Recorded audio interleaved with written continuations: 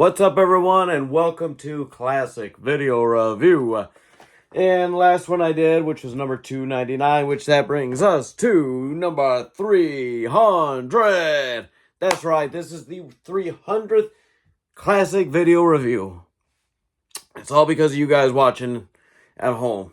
You know, some days, some stretches, the views are way down, and some of the times they boom up. And it just inspires me to keep doing this. Plus, every so often, I do get comments on my videos, and people talk about how this or that. I still, to this day, I've never once in my life had a conversation about Mrs. Doubtfire until I did a movie review on here about it. I love it. Love the comments for it. Dry throat.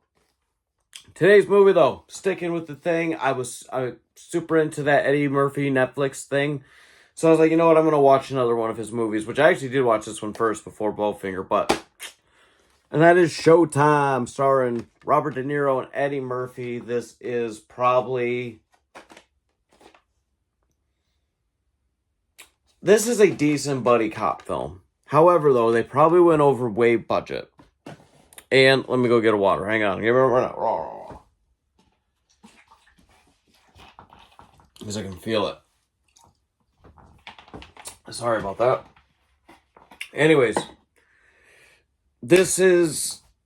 Okay, so they both are playing detective. Well, Robert De Niro's a detective. Eddie Murphy's a cop. Wants to be an actor. And they're at this gas station.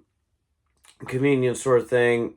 Robert De Niro is filling up his cup to put his gun in. He's about to go do this undercover job. Eddie Murphy sees it. Sees the gun on him. Follows him. Tags him.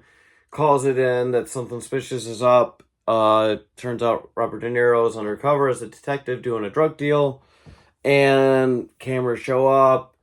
Robert De Niro shoots one of the cameramen. To get out of trouble, they gotta do a show, which ends up being called Showtime, because that's what Eddie Murphy's character came up with, and they loved it. They thought it was catchy and great. And so now they mix both of them together, which, by the way, Eddie Murphy wanted to get on the show, so he staged a purse robbery. Like, the girl who's like running the show, she comes out and her purse gets taken by this guy. Eddie Murphy shows up, glasses, saying these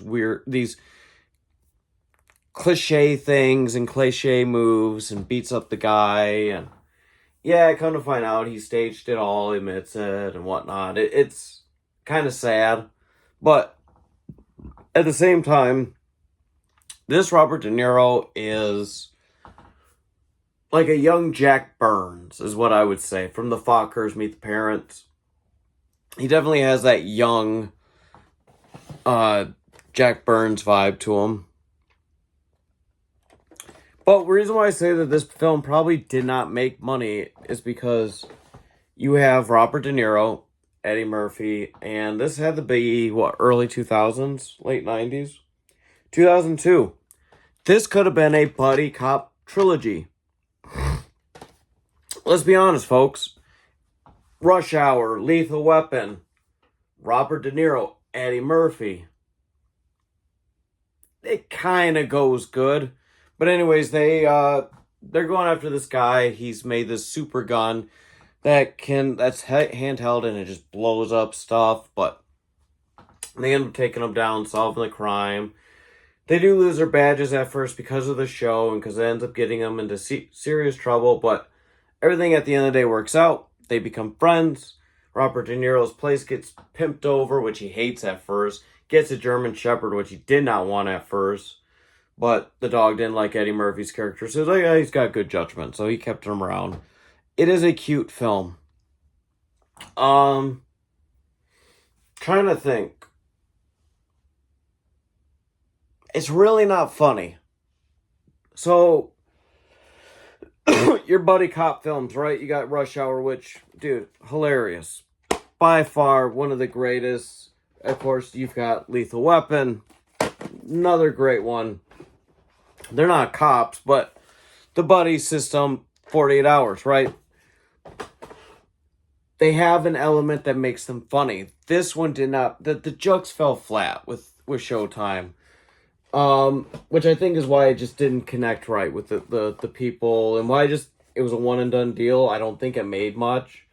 Definitely didn't do either of them favors. The writing sucks. The bad guys suck. The idea kind of sucks. It's just, for both, it's a shitty film. And it's sad because I think it's the only time they've ever worked together. And they're both great actors, especially in this time. They should have had a great film. It's Warner Brothers, so you can probably find it on HBO Max. With that being said, Showtime for me, it's a 2.5. It's on the lower scale. I'm not crazy about it, but it is what it is. Thank you for watching today's classic video review. I will be back very, very soon. Remember, this is 300, so now we are on the path, on the road to 400. Can I do it? Can I watch another 100 movies? Of course. Let's just see how long it takes. Goodbye.